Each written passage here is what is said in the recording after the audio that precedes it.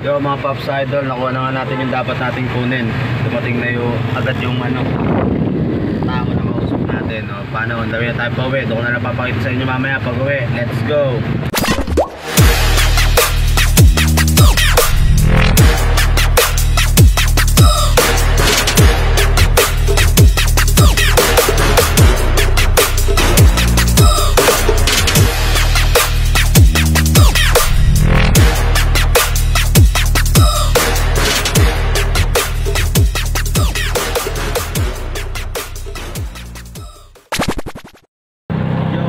Yo mga Pops Idol, magandang hapon. On the way kami ngayon sa may Cuesta Verde, may bayan ng Antipolo.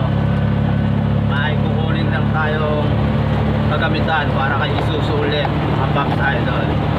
Kung ano yun, baybayin nyo ulit to, mamaya papakita ko. Let's go!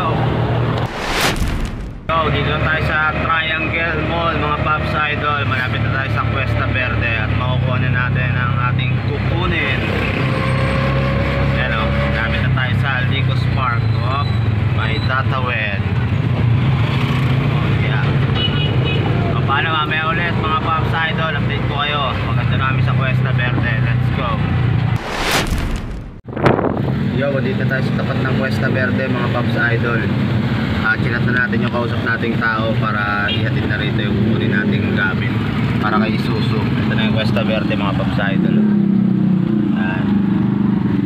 Waiting na lang tayo dito. Yo mga Pops Idol, nakuha na nga natin yung dapat nating kunin. Dumating na yung agad yung tao na mausap natin. Paano? Ang dami na tayo pa uwi. Doon ko na napapakita sa inyo mamaya pag uwi. Let's go!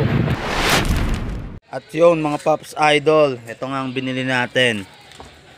Isa pang reserba para pag uwi ng Bicol, dalawa reserba natin mga Pops Idol. Ito yung kinuha natin sa Cuesta Verde kanina. May reserba tayo dito sa loob na original na reserba niya. Bumili pa tayo ng isa mga Pops Idol. Flat to, papavulcanize na lang natin o baka sumingaw lang. Yan mga Pops Idol, salamat sa pagsama ninyo at panonood sa hanggang makuha to.